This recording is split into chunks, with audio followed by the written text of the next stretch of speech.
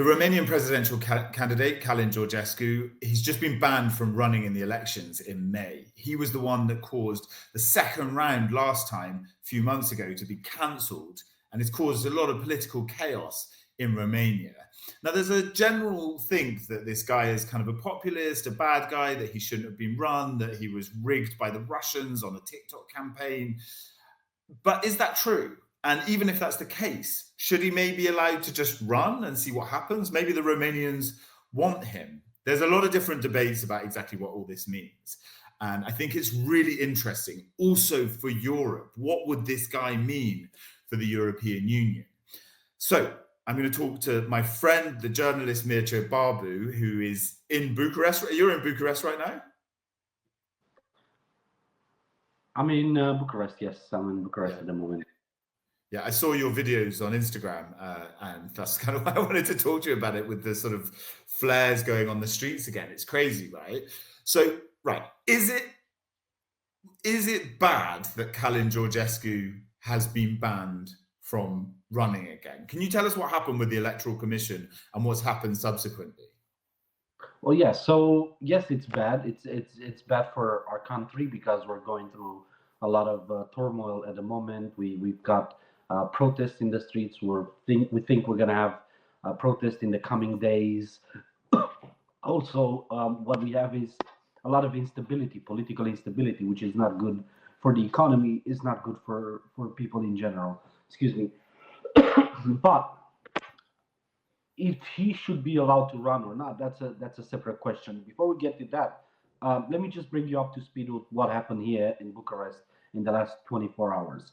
So every candidate needs to go to this office called the Electoral Central Bureau, and usually this is just a formality. It's the place where they check if you're a Romanian citizen, if you meet the age criteria, you've got all the signatures, and it's just basically very, very technical. This time it wasn't. It was more than technical. Around 7 p.m. last night, we got word from the Electoral Bureau that Calin Georgescu candidacy was rejected. And they said the reason we rejected it had to do with the fact that he was already declared a candidate not fit to run by the Constitutional Court. And within our rules of operating here, the enrollment or the vetting of presidential candidates, we have to take into consideration previous rulings by the Constitutional Court in Romania. So basically what they did, they said the Constitutional Court already made a decision on this, we're not going to admit this guy. And obviously that sparked massive protest in the streets last night. Right. So this is like the news, but what I want to talk about is what this means more like openly, because this guy, I've heard so many rumors about this, that some people saying that the Liberals like paid for a massive campaign in the last elections that then was transferred to support his campaign by accident, and that's why he got famous in the first place. What does this all mean? Like, there's so many mysteries, right? It's a little bit of everything, to be honest. First of all, there's obviously a genuine support for Calin Georgescu and a dissatisfaction with the established political parties among many Romanians, including many of my friends, family, myself included to some extent.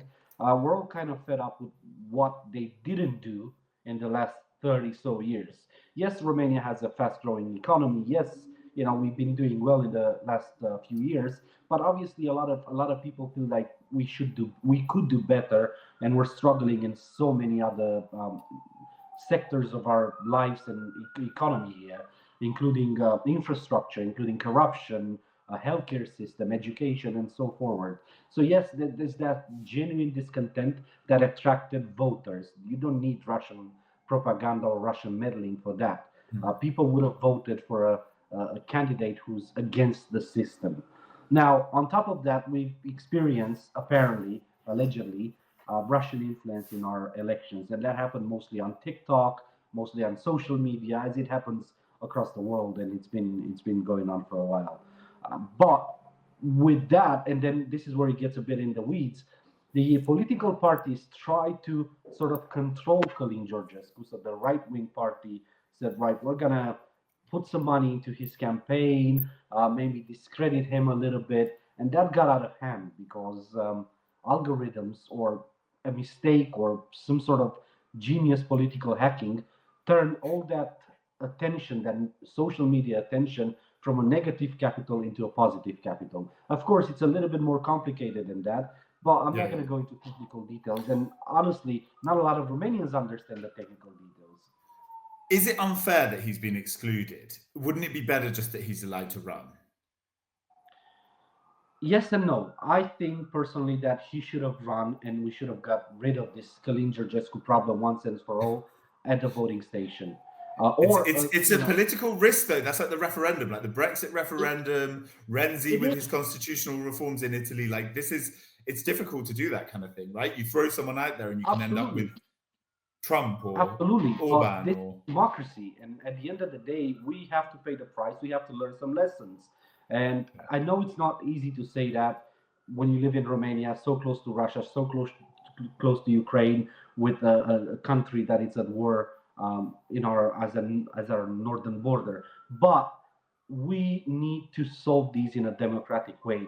By banning Calin Georgescu from running, you're not defending democracy through undemocratic practices. You're actually fueling the conspiracy theories, and long term, you're not actually bettering the country and the society, because Russian propaganda, the way it works, and people who've experienced it in Eastern Europe know this very well, works in many ways. They have Calin Georgescu and they have 5 other candidates, or you cancel one and you got 4 more coming from God knows where. So it is happening, and it's gonna happen. Calin Georgescu is gonna go away as a character, but the problem itself is gonna stay for a long time unless we address it in a democratic way. Okay, so just one final thing on the EU. Here in Brussels, everyone's like, "Oh, this Georgescu man, we cannot, have another populist leading." Da, da, da. You know how it works. You know how Brussels works, right? Yeah. And the EU. What does it mean? Like, what does that discussion mean? And what do the Romanians even give a damn? I mean, where does the sort of European perspective come in here? Well, depends on what side you ask. If you ask the pro-Europeans in Romania, of course, for them, what EU says and what Brussels says matters. If you ask Calin Georgescu's people, they think it's just the Soros conspiracy and the whole globalist agenda. So the society is very much divided at the moment. There's not much room for dialogue in a constructive way between people who are either against or for Georgescu or for any idea. But for many Europeans, the EU does matter because we also have a lot of relatives, friends, family working abroad. Much of our economy relies on EU funds and infrastructure. Much of our development, most recent, we just joined Schengen, so we're going to just start seeing that benefit in the next months and years to come. So to us, what the EU says, it does matter. But at the same time, we felt, and I'm talking, of course, about a lot of Romanians, and we Romanians felt many times that the EU is sort of dictating Romanians what to say, how to think, and what to do, while not offering us the same opportunities and benefits as many other Europeans enjoyed since day one, since they joined the EU. And that was very frustrating. And in fact, that to some extent fueled this anti-EU rhetoric and this pro-Georgescu movement. Yeah, it's nuts. It'd be really interesting. I mean, there's obviously been some violence on the streets. So the protests continuing? Yes. They'll be continuing in the coming days, yeah.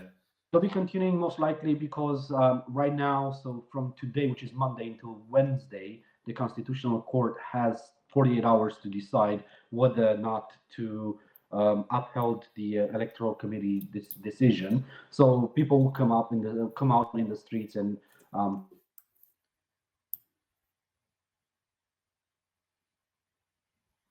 we've lost him a bit there. Let me just drop him out of the studio and we'll bring him back, see if it works. Okay. People come out in the streets, you said? They've got 24 hours, you were saying?